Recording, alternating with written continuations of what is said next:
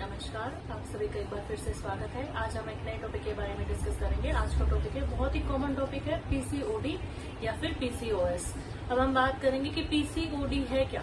PCOD है polycystic ovarian disease. इसमें क्या होता है कि जो आपके पीरियड्स होते हैं वो इरेगुलर हो जाते हैं, आपका सडन वेट गेन होने लग जाता है, इसको बोलते हैं पीसीओडी। ये हर इंडिया में हर 5 में से एक लेडीज को या फिर लड़की को कह सकते हैं ये बीमारी है। किस एज को ज्यादा से ज्यादा प्रभावित करती है? ये उस एज को प्रभावित करती है जो हमारी फर्टाइल एज है, यानी कि लगभग 20 से लेके 40 साल की उम्र की जो लेडीजें होती हैं उनको ये ज्यादा इफेक्ट करती है ये डिजीज।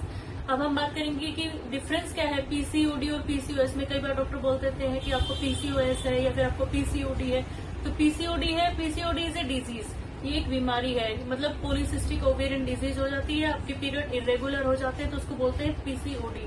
लेकिन जब यही बीमारी आपके और भी ज्यादा जो आपके बहुत सारे अंग है, जैसे आपका फेशियल हेयर आ जाते हैं या फिर आपका वेट गेन होने लगता है या फिर आप चिड़चिड़े हो जाते हो, एक सिंड्रोम में बदल जाती है, तो इसको बोलते हैं पॉलीसिस्टिक ओवेरियन सिंड्रोम, पीसीओएस। तो ये हो गया डिफरेंस इसका। अब हम बात करते हैं कि इसके कोजेस क्या क्या है, ये किस कारण से होती है और इसमें क्या क्या सिम्टम दिखाई देते हैं। अब इसमें हम डिस्कस करेंगे कि इसका क्या ट्रीटमेंट है, इसका क्या घरेलू उपचार है, अगर हम डॉक्टर के पास जाते हैं तो डॉक्टर क्या क्या टेस्ट कराते हैं और क्या क्या इसकी मेडिकेशन डॉक्टर देते हैं। तो सबसे पहले हम बात कर लेते हैं इसके सिम्टम्स के बारे में कि हमें कैसे पता चलेगा कि ये पीसीओडी या फिर पीसीओएस हमें है। तो सबसे पहले हमारे पीरियड प्रभावित होंगे, हमारे पीरियड इरेगुलर हो जाएंगे। हमारे पीरियड, जैसे किसी लेडीज को साल में 8 से कम पीरियड आए, अगर एक साल के अंदर 8 से कम पीरियड किसी लेडीज को आ रहे हैं तो वो भी पीसीओडी की तरफ इंडिकेट करता है। सेकेंड, अगर उसका पीरियड बहुत ही ज्यादा हैवी फ्लो आ रहा है किसी लेडीज को, पीरियड में जनरली अगर 50 ml से ज्यादा ब्लड फ्लो किसी को आ जाता है विद इन 5 डेज या फिर 4 to 7 डेज के अंदर जो पीरियड होता है, उससे ज्यादा अगर किसी को ब्लीडिंग हो रही है, पैड अननेसेसरी बहुत सारे यूज हो रहे हैं, तो उसको पता चल जाता है कि इसको बहुत ज्यादा हैवी फ्लो है। ऐसा जनरली इसलिए होता है क्योंकि हमारे जो एंडोमेट्रियम लेयर होती है, हमारी यूट्रस की जो इनर लेयर होती है वो थिकन हो जाती है इरेगुलर पीरियड की वजह से, कम पीरियड आने की वजह से, और बहुत ज्यादा फिर वो जब शट ऑफ होती है तो बहुत ज्यादा ब्लीडिंग होती है। ये भी पीसीओडी की तरफ या फिर पीसीओएस की तरफ इंडिकेट करता है। उसके बाद आता है तीसरा, जो इसका मुख्य कारण है वेट गेन।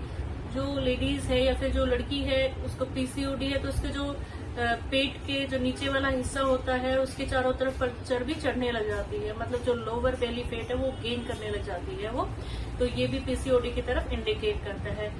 और चौथा हम देखते हैं कि जिसको पीसीओडी या पीसीओएस की समस्या होती है उसको फेशियल हेयर आने लग जाते हैं।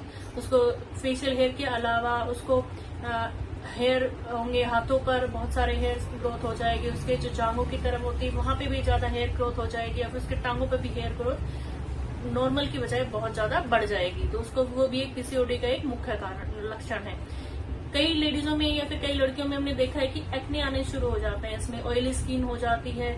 जो हमारे ये पीसीओडी होता है हार्मोनल के इम्बैलेंस की वजह से, अगर हार्मोन बहुत ज्यादा इम्बैलेंस हो जाएंगे तो उसकी वजह से जो हमारी स्किन है वो ऑयली और पैची हो जाएगी और इसकी वजह से हमें एक्ने की समस्या देखने लग जाती है। कई लोग कहते हैं कि नहीं ये तो बच्ची बड़ी हो रही है तो इसको एक्ने आ जाते हैं, जो थोड़ा बहुत होता है तो वो नॉर्मल है, लेकिन किसी को बहुत ही ज्यादा एक्ने की प्रॉब्लम हो रही है, बहुत ही ज्यादा ऑयली स्किन हो रही है, तो ये भी पीसीओडी की तरफ या फिर पीसीओएस की तरफ इंडिकेट करता है। एक सबसे बड़ा मुख्य इसका सिम्टम हमने देखा है कि कई लेडीजों को कंसीव करने में बहुत ही ज्यादा डिफिकल्टी होती है। अगर किसी को पीसीओडी या पीसीओएस है तो उसको नॉर्मली कंसीव करने में बहुत ज्यादा टाइम लग जाता है। अगर किसी को आफ्टर मैरिज अगर 2.5 साल या फिर 2 से 2.5 साल के अंदर अगर कंसीव इजीली नहीं हो रहा है, नॉर्मली कंसीव नहीं हो रहा है, तो उसको भी अपना पीसीओडी और पीसीओएस के लिए टेस्ट कराना चाहिए। उसको भी पीसीओडी या फिर पीसीओएस की समस्या हो सकती है। अब हम बात करते हैं कि कॉजेस, इसके क्या क्या कारण है, क्योंकि जनरली लोग पूछते हैं कि इसलिए हमें पीसीओडी या फिर पीसीओएस हुआ क्यों है। सबसे बड़ा कारण है इसका हार्मोनल इम्बैलेंस। अगर किसी को हार्मोन का इम्बैलेंस हो जाता है तो उसकी वजह से भी पीसीओएस होता है। जब हमारे पीरियड इरेगुलर हो जाएंगे तो प्रोलैक्टिन हार्मोन रेज हो जाता है। प्रोलैक्टिन रेज होने की वजह से जो एग की फॉर्मेशन होती है वो नहीं हो पाती, या फिर एग जो होते हैं उनका साइज छोटा हो जाता है। इसकी वजह से भी जब एग छोटे हो जाएंगे तो हमारे पीरियड बहुत ही कम आते हैं या फिर बहुत हैवी फ्लो आता है और थिकनिंग जो उसकी होती है वो बढ़ जाती है, तो इसकी वजह से भी जो पीसीओडी है वो होता है। ये भी एक बहुत बड़ा। सेकंड है जेनेटिक। अगर किसी की मदर को या फिर जो पेरेंटहुड में किसी की दादी को, नानी को ये समस्या रही है, तो वो आगे हेरिडिटरी, आगे जेनेटिकली आगे बढ़ती जाती है, उस बच्ची को भी हो सकती है। सेकंड है इंसुलिन, किसी को इंसुलिन रेजिस्टेंट हो जाता है। कई बार हमारे शरीर में जो इंसुलिन है वो किसी किसी को रेजिस्टेंट हो जाता है, और उसकी वजह से भी प्रोलैक्टिन हार्मोन रेज हो जाता है, और जो हमारा ल्यूटिनाइजिंग हार्मोन है वो कम हो जाता है। इसकी वजह से भी पीसीओडी और पीसीओएस की समस्या सामने आती है। अब हम बात करेंगे कि इसका डायग्नोज कैसे करते हैं, कि भाई क्या डॉक्टर के पास जाओगे तो डॉक्टर क्या क्या टेस्ट कराते हैं आपके कि आपको पीसीओडी है, पीसीओएस है। सबसे पहले वो आप डॉक्टर के पास जाओगे तो डॉक्टर आपकी हिस्ट्री लेता है, आपकी जो पीरियड आते हैं उसकी हिस्ट्री लेगा कि आपको कैसे पीरियड आ रहे हैं, आपके स्कैंटी पीरियड तो नहीं है, पीरियड में जो ब्लड आ रहा है उसका कलर क्या है, या फिर पीरियड जो आपको आ रहे हैं उसमें अमाउंट ऑफ ब्लीडिंग क्या है, आप कितने पैड यूज करते हैं, आपके जो ब्लीडिंग का टाइमिंग है, आपकी जो मेंस्ट्रुअल साइकिल है वो कितने डेज की है, तो हिस्ट्री से भी वो आपको देखता है। सेकंड, वो आपकी हेयर ग्रोथ देखता है, आपकी जो फिजिकल अपीयरेंस है वो भी चेक करता है, उससे भी हमें पता चलता है। अब हम बात करते हैं कि लैब टेस्ट की। इसमें क्या कौन कौन से लैब टेस्ट जो इन्वेस्टिगेशंस होती हैं वो डॉक्टर कराते हैं। सबसे पहली बात है कि हार्मोनल इम्बैलेंस की वजह से होता है, तो जो भी इसके टेस्ट होते हैं एम्प्टी स्टमक होते हैं। इसमें डॉक्टर क्या क्या कराते हैं, इसमें फॉलिकल स्टिमुलेटिंग हार्मोन एफएसएच कराते हैं, लुटिनाइजिंग हार्मोन कराते हैं, और इंसुलिन कराते हैं। इंसुलिन के लिए आपका जीटीटी होता है, ग्लूकोज टॉलरेंस टेस्ट, इसमें जो ग्लूकोज टॉलरेंस की पावर है वो प्रॉपर है या नहीं है, ठीक है। इसके अलावा एक अल्ट्रासोनोग्राफी भी की जाती है कि एग फॉर्मेशन जो आपका है उसका एग का साइज क्या है, और एग आपका प्रॉपरली फॉर्म में हो रहा है या नहीं हो रहा है। अब हम बात कर लेते हैं कि लाइन ऑफ ट्रीटमेंट, इसके क्या क्या हम ट्रीटमेंट कर सकते हैं। इसके 2 लाइन ऑफ ट्रीटमेंट है। सबसे पहले आता है हेल्थी लाइफस्टाइल। हम लाइफस्टाइल को मॉडिफाई करके इस प्रॉब्लम से निजात पा सकते हैं। तो आपको क्या क्या करना चाहिए, सबसे पहले इसका कारण है जैसे मोटापा रेज हो जाता है, तो इसकी वजह से पीसीओडी या फिर पीसीओएस की समस्या आती है, तो हमें वेट लॉस के लिए प्रयास करना चाहिए, हमें प्रॉपर एक्सरसाइज करनी चाहिए, अपनी हेल्थी डाइट को मेंटेन करना चाहिए। सेकंड आता है कि आपको क्या क्या खाने में लेना चाहिए, आपको क्या क्या डाइट फॉलो करनी चाहिए और क्या नहीं लेना चाहिए। आपको डाइट में क्या क्या करना चाहिए, आपको क्या नहीं लेना चाहिए। सबसे पहले आपको स्वीट जो होती हैं, स्वीट चीजें होती हैं जैसे स्वीट आइटम्स, उनको अवॉइड करना चाहिए। जैसे फ्रूट्स में हो गया, हमें चीकू नहीं खाना चाहिए, हमें मैंगो नहीं खाना चाहिए। तो पीसीओडी और पीसीओएस वाले मरीजों के लिए हम चीकू या मैंगो को अवॉइड करते हैं। सेकंड थिंग्स क्या है कि आपको स्टार्च वाली चीजें सब अवॉइड करनी चाहिए। आपको पोटैटो की जो क्वांटिटी है वो खाने में कम कर देनी चाहिए अगर आपको पीसीओएस या पीसीओडी है तो। ये भी आपको रिकवरी करने में हेल्पफुल होते हैं। थर्ड आता है, थर्ड क्या है कि थर्ड आपको जितने भी मैदा वाले प्रोडक्ट होते हैं जैसे ब्रेड हो गई, आपके बिस्किट्स हो गए, पिज्जा है, पास्ता है, ये सब आपको अवॉइड करनी चाहिए, क्योंकि स्टार्च इसमें क्या है कि मैदा वाली चीजों में भी स्टार्च ज्यादा होती है और वो भी मोटापे को बढ़ावा देती है।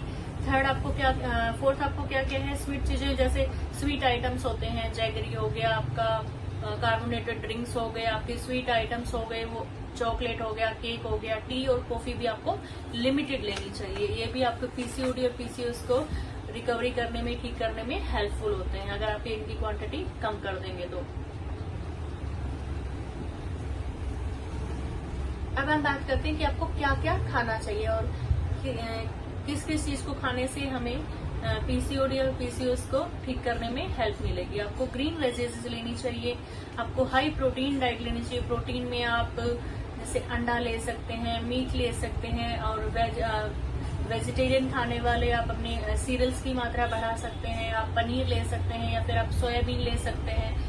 तो अगर आप हाई प्रोटीन डाइट लेंगे तो भी आपको पीसीओडी और पीसीओएस को ठीक करने में मदद मिलेगी। ग्रीन वेजिटेबल्स में आप पत्तेदार सब्जियां ले सकते हैं, आप स्पिनच हो गया, आपका बथुआ हो गया, आप मेथी खा सकते हैं। ये भी इसमें मिनरल्स होता है और ये आपको हेल्थी लाइफस्टाइल मेंटेन करने में हेल्पफुल होता है और पीसीओडी और पीसीओएस को कुछ हद तक रोकता है। इसके अलावा आप नट्स ले सकते हैं, नट्स में आप चिया सीड्स लेते हैं, अखरोट ले सकते हैं, बादाम ले सकते हैं, पिस्ता है आपका, वो भी आपके लिए काफी हेल्दी होता है। ऑयल में आप क्या क्या ले सकते हैं, राइस ब्रान ऑयल ले सकते हैं, आप कैनोलोवा ऑयल ले सकते हैं। कैनोला ऑयल्स भी इसको पीसीओडी और पीसीओएस में हम हाईली रिकमेंड करते हैं। एक्सरसाइज के लिए हम बोलेंगे कि आपको जैसे जिसको पीसीओडी या पीसीओएस है उसको कम से कम 30 से 40 मिनट तक एक्सरसाइज करनी चाहिए, क्योंकि एक्सरसाइज अगर आप करोगे तो आपके शरीर में इंसुलिन जनरेट होने लग जाएगा और इंसुलिन जब आपकी इंसुलिन प्रॉपरली जनरेट होएगा तो वो पीसीओडी और पीसीओएस को होने से रोकता है। आपको प्रॉपर एक 8 घंटे की स्लीप लेनी चाहिए, आपको स्ट्रेस फ्री लाइफ जीनी चाहिए और आपको अपनी जो डाइटरी हैबिट्स है उसको भी मेंटेन रखना चाहिए। आपको एक बार में पूरा ठूस ठूस कर नहीं खाना है, आपकी भूख के हिसाब से आपको हेल्दी और एक कंप्लीट न्यूट्रिएंट डाइट लेनी है, न्यूट्रिएंट डाइट लेनी है। अब हम बात कर लेते हैं कि मेडिकेशन पे।